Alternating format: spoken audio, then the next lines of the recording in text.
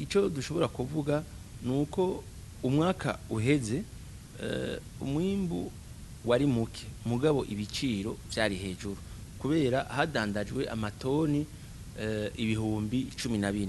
uwo mwaka hazodandazwa amatoni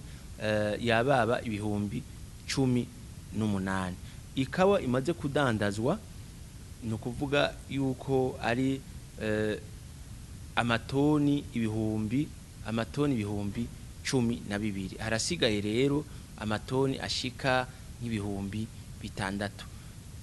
twebwe rero twizeye yuko nko muri aya mezi 2 cyangwa 3 asigaye ikawa yose izoba yamaze kudandazwa mugana naho tuko turayidandaza ibiciro si vyiza ivyo navyo byaturutse kuko ibyaturutse kubera hariho ibihugu vyimbura ikawa nyinshi no kuvuga igihugu ca Brazil n'ca Colombia bafashe amastoke y'ikawa yo mu bihumbi 2011 yose bayashira ku isoko bamaze kuyashira ku isoko rero ibiciro bica biratibuka twizere rero yuko mugabo umwaka uza tuzoheza tukaronka ikawa nyinshi kandi ibiciro bikaheza bikamera neza hanyuma rero kubera leta yishinze gufata mu mugongo abarimi bikawa hariho iprojet ya leta yasinyanye na byashira hamwe ntuze y'Ibanki y'Isi yose Banque Mondiale